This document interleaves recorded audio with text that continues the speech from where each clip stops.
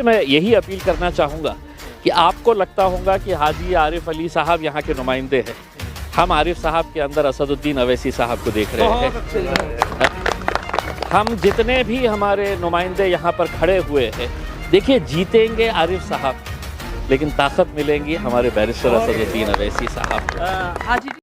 दोस्तों आदाब, नमस्कार, सत श्री अकाल। मैं चौधरी अफसर और मेरे साथ आप देख रहे हैं एशियन न्यूज़। जिस तरह से उत्तर प्रदेश में चुनावी माहौल है और जिस तरह से घमासान मचा हुआ है और आए ना आए दिन कोई ना कोई मुद्दे आपके सामने हम लेकर आते हैं, लेकिन जिस तरह से एक शख्सियत हमारे साथ मौजूद है, एमपी साहब मौजूद हैं, इम्तियाज़, जो औरंगाबाद महाराष्ट्र से एमपी हैं AIMIM से।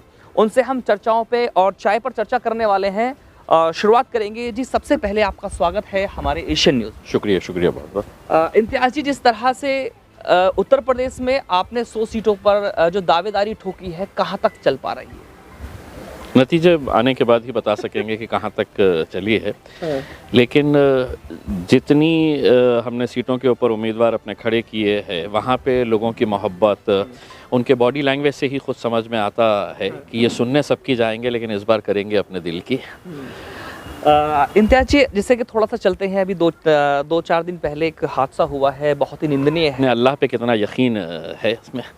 हमने अपने सियासी करियर के अंदर हमने देखा है कि पंजाब के चीफ मिनिस्टर को इतनी सिक्योरिटी थी, प्राइम मिनिस्टर जिनको कत्लेआम किया गया था, ये सब चीज़ें अगर देखेंगे तो एक बात समझ में आती है कि अल्लाह अगर किसी को बचाना चाहा तो वो कैसे बचा सकता है।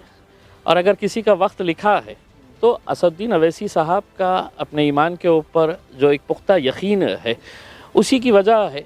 हालांकि जिस दिन उन्होंने पार्लियामेंट के अंदर खड़े रहकर ये ऐलान किया कि मुझे नहीं चाहिए, और उन्होंने उसका तर्क दिया कि एक असदुद्दीन अवैसी की जान आपको मायने लगती है कि नहीं, ये बहुत हमारे लिए है तो मायने है, तो इनको हम सिक्योरिटी दे देंगे।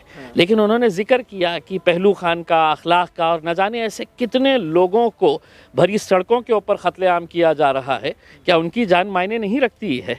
उन्होंने ये कहा कि उनकी हिफाजत अगर होगी तो मैं खुद अपने आप को सुरक्षित महसूस करूँगा करके। जी। अच्छा, जैसे आज आप धौलाना विधानसभा में पहुँचे हैं, तो जनता से क्या कहने वाले? बस 70 सालों से आपको किस तरह से बेवकूफ़ बनाया जा रहा है, और उनको आंकड़े बताने वाले हैं कि हर 5 साल के बाद क्या वजह है कि हर एक की नुमाइंदगी जो होती है वह ऐवानों के अंदर उनकी बढ़ते जाती है। हर 5 साल के अंदर हमारी क्यों घट रही है?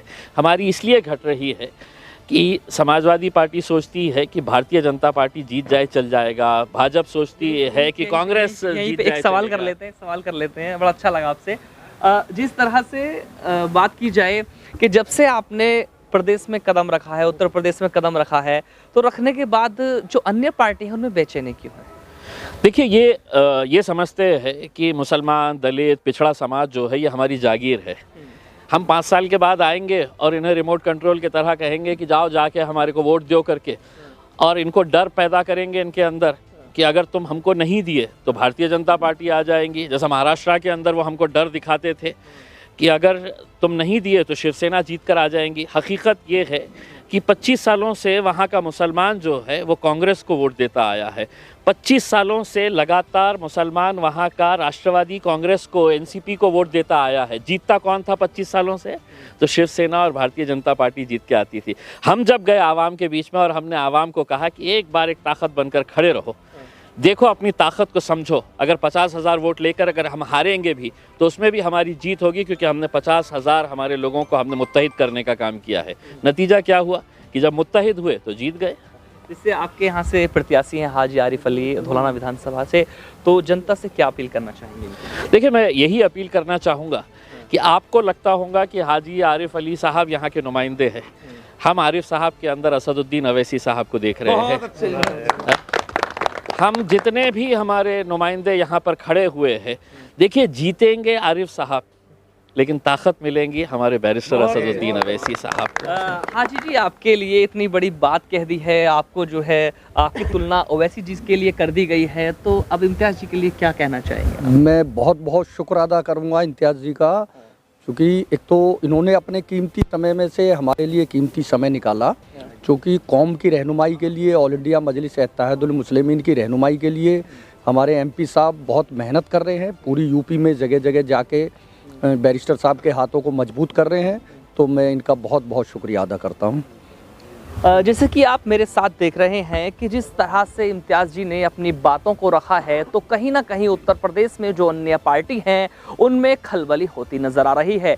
लेकिन देखना तो आखिर तभी होगा जैसे कि 10 फरवरी को मतदान होना है और 10 मार्च को रिजल्ट निकलकर आपके सामने आने वाला है। तो किस तरह से जो बातें AIMIM की तरफ से रखी गई हैं उसका जो रिजल्ट है वो जल्द आपके सामने पहुँचने वाला है। मैं चौधरी अफसर हमारे सहयोगी के साथ, एशियन न्यूज़, गाज़ियाबाद।